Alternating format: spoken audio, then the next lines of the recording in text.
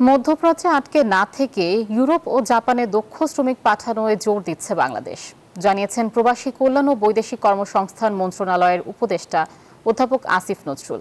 গত এক বছরে মন্ত্রণালয়ের অগ্রগতি বিষয়ে সংবাদ সম্মেলনে কথা জানান উপদেষ্টা।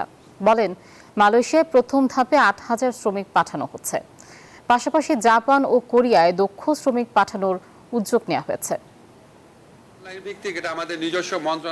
গত এক বছরে প্রবাসী কল্যাণ ও বৈদেশিক কর্মসংস্থান মন্ত্রণালয়ের কাজের অগ্রগতি নিয়ে এই সংবাদ সম্মেলন।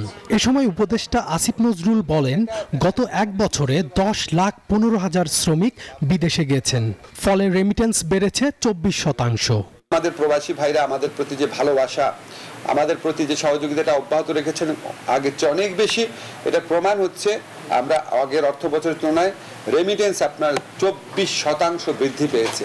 প্রবাসী শ্রমিকদের জন্য মালয়েশিয়ায় মাল্টিপল ভিসার ব্যবস্থা করা হয়েছে বলে জানান আসিফ নজরুল। পাশাপাশি সৌদি আরবের সঙ্গে নিরাপদ ও কম খরচে শ্রমিক পাঠানোর খসড়া চুক্তি করেছে অন্তর্বর্তী সরকার। মালয়েশিয়ার শ্রমিকদের জন্য মাল্টিপল এন্ট্রি ভিসা করা হয়েছে, মাল্টিপল ভিসার ব্যবস্থা করা হয়েছে। এটা অনেক দিনের দাবি ছিল শ্রমিকদের। বাংলাদেশে কখনোই আপনার প্রবাসী কল্যাণে নিজস্ব অনলাইন ব্যবস্থাপনা ছিল না কর্মীদের পাঠানোর, সেটা আমরা নিজস্ব অনলাইন ব্যবস্থাপনা করেছি। এতে খরচ কমেছে, ভোগান্তি কমেছে, প্রতারিত হওয়ার স্কোপ কমেছে। বাংলাদেশের ইতিহাসে প্রথমবারের মতো সৌদি আরবের সাথে আমরা একটা প্রবাসী শ্রমিক পাঠানোর জন্য নিরাপদে যেতে পারে, কম খরচে যেতে পারে, এটা লক্ষ্যে একটা চুক্তি করছি। চুক্তিটার খসড়া চূড়ান্ত হয়েছে। উপদেষ্টা জানান, মধ্যপ্রাচ্যে আটকে না থেকে ইউরোপ ও জাপানে দক্ষ শ্রমিক পাঠানোয় জোর দিচ্ছে বাংলাদেশ। আগামী ৫ বছরে জাপানে পাঠানো হবে ১,০০,০০০ শ্রমিক। জাইকার মাধ্যমে শুরু হয়েছে ভাষা শিক্ষা কর্মসূচি। আমাদের মূল লক্ষ্য হচ্ছে কি, আমরা শুধু মিডল ইস্ট আর মালয়েশিয়াতে সীমাবদ্ধ থাকবো না।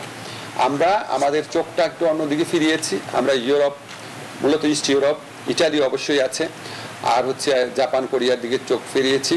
বিদেশের শ্রমিকদের সুরক্ষা নিশ্চিত করতে আরব আমিরাত সহ কয়েকটি দেশে ল ফার্ম চালু হয়েছে। নারী শ্রমিকদের নিয়মিত করার কাজও চলছে বলে জানান এই উপদেষ্টা। ফিজিক্যালি ওখানে যেতে হবে না। শাহানুর রহমান, নিউজ 24, ঢাকা।